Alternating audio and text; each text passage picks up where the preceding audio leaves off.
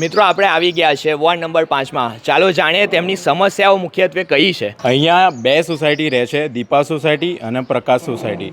Approximately અહીંયા 51 ઘર હશે બેવ સોસાયટીના થઈને, અને બેવ સોસાયટીમાં સિનિયર સિટીઝન ઉંમર લાયક બધા છે, કોઈ યંગ એટલે ઓછા છે. એટલા એમને બધી બહુ તકલીફ પડે છે. તમે જોઈ શકો છો કે અહીંયા રસ્તો કેવો છે, એમ્બ્યુલન્સ આવી નહીં શકતી, રિક્ષા આવી નહીં શકતી, પ્લસ ટ્રેક્ટર આવી નહીં શકતું. ફાયર બ્રિગેડ તો ભૂલી જ જવાનું. અહીંયા ફાયર એક્સિડન્ટ એવું કંઈક કશુંક થયું તો અહીંયા એનું જવાબદાર કોણ રહેશે? એક ઘર સળગશે ને તો એની જોડે જોડે બીજા બધાય ઘર સળગશે. એટલે જેમ તેમ કરીને આ રસ્તાનું નિરાકરણ લાવો. અને અહીંયા રસ્તો બન્યો છે તો અડધો જ બન્યો છે, આગળ પાસ જ નહીં થયો. એટલા એમાઉન્ટમાં રસ્તો છે, અહીંયાથી લઈને ટેકરા સુધી બનીએ એટલું એમાઉન્ટમાં એ લોકોએ ખાલી અડધો રસ્તો બનાવીને અમને આપ્યો છે. પ્લસ અહીંયા ગટર લાઇન નહીં આવી. આખા પાદરિયા વિસ્તારમાં બધી જગ્યાએ ગટર લાઇનને બધું જ આવી ગયું છે. અમે ટેક્સ ભરીએ છીએ, ઘરનો વેરો ભરીએ છીએ, પાણીનો વેરો ભરીએ છીએ, કોઈ બાકી નથી કે અમે કશું એવું ભરી નહીં શકતા. બધું જ ભરીએ, છતાં પણ અમને સામે કોઈ એવું કશું મળતું નથી. તો હું એ જ કહેવા માગું છું કે આ વોર્ડમાં તમે કોઈ વોટ લેવા આવશો જ નહીં. આપની મતે આપનો પ્રતિનિધિત્વ કેવો હોવો જોઈએ? પ્રતિનિધિ અમારું પ્રતિનિધિત્વ એટલું જ છે કે અમને ન્યાય અપાવો બસ, અને રસ્તાનો ન્યાય અપાવો. વધારે અમારી સોસાયટીમાં ગટર લાઈન નથી, અને આ બંને સાઈડ જુઓ છો એ ગેરકાયદેસર દબાણ જ છે. મારું એ જ કહેવું છે બસ, એટલો રસ્તો અપાવો અમને. અને પ્લસ કે જે કોઈ ઊભા રહે છે, આવે છે, આવીને જતા રહે છે, કશું જ કરતા છે નહીં. બરાબર, કોઈ જ કશી અમારી સોસાયટીમાં કશી સુવિધા છે નહીં, ચોખ્ખું. અને અમારી સોસાયટીમાં અડધા બ્લોક્સ, અડધો આરસીસી આ કરીને જતા રહે છે. ખાલી અમને આશ્વાસન આપે જ છે બસ. હવે અમે છે ને બહાર બેનર લગાવીએ છીએ કે અમારી સોસાયટીમાં કોઈએ મત લેવા આવવું નહીં બસ. બરાબર છે, અહીં કોઈ આવે જ નહીં વોટ લેવા, એટલું કહી દેજો. કોઈ બી વ્યક્તિ અમારા અંદર આવે નહીં વોટ લેવા. અમને ન્યાય આપો, રસ્તાનો ન્યાય આપો બસ. અને આ બધું એક જ વ્યક્તિએ એક એવું છે કે જેણે આગળ આખું દબાણ કરેલું છે, તો બીજા બધા કોઈને દબાણ આપી જ નહીં જમીન કરવાની. કે એક જ વ્યક્તિનો અમારો આખો રસ્તો બ્લોક કરી દીધો છે. એટલે અમારાથી અંદર આવતું જ નહીં, કોઈ સાધન નહીં હવા આવતું, કશું જ આવતું નહીં. જ્યારે અમે કહીએ છીએ ત્યારે કે અમે કોર્ટમાં જીતીને આવેલા છે, એ કરીને આવેલા છે. એક જ વ્યક્તિને આ બધું લખી આપેલું છે, બીજી કોઈ વ્યક્તિઓને. ટૂંકમાં આપનો પ્રતિનિધિ એવો હોવો જોઈએ, બરાબર, કે જે આપની આ સમસ્યા છે એનું નિવારણ લાવે. બરાબર, એવો હોવો જોઈએ અમારે. બરાબર છે. અને આની અંદર એવું છે કે અમારી સોસાયટીમાં જ્યારે વરસાદ પડે છે તો 15 દિવસ લગીને પાણી ભરાઈ જાય છે. કોઈ અહીંયા આગળ સોસાયટીમાં ચેક કરવા પણ નથી આવતું. અમારા પહેલાં કોર્ટનો પ્રશ્ન છે. અમારી સોસાયટીમાં કોઈ મરણ થયું તો એમ્બ્યુલન્સ બી સોસાયટીમાં આવતી નથી. અમારે ડેડ બોડી ઉચકીને રોડ ઉપર લઈ જવી પડે છે. બધા બહુ ઇસ્યુ છે આની અંદર, અને બધા બહુ પ્રોબ્લેમ છે. આ પ્રોબ્લેમનું નિરાકરણ કરે તો જ અમારી સોસાયટીમાં કંઈક આગળ કાર્યવાહી થાય. બરાબર છે.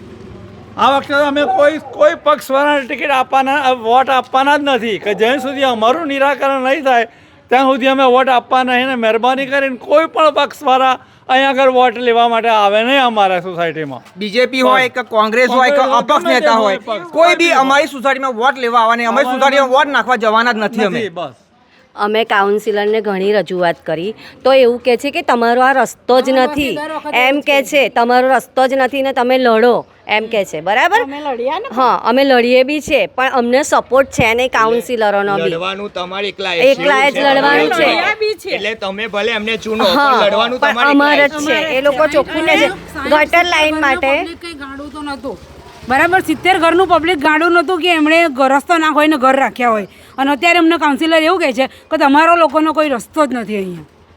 તો ભાઈ રસ્તો ના હોય તો તમે આવશો જ નહીં, અમારે જરૂર જ નથી અહીંયા. કેમનો લો છો વેરો? રસ્તો ના હોય તો વેરો કેમનો નહીં લો? વેરો કેમનો લો છો એ પહેલા પ્રશ્ન.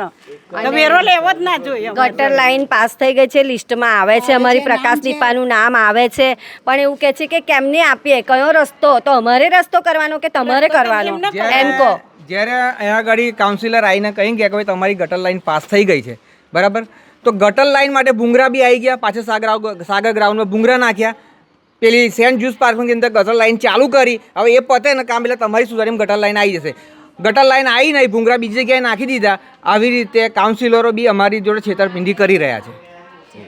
તમે જો આ બાંધકામ બધું થાય, અત્યારે જુઓ તમે આખી સોસાયટી બધી દરેક જગ્યાએ આ બાંધકામ થાય જ નહીં. તમે એ જરા અને રસ્તામાં ભૂંગરા મૂકીને પાણી કાઢે છે લોકો. જો અત્યારે પાણી આવ્યું જો. કચરો ફેંકવાનું, પાણી તારે? નાખવાનું.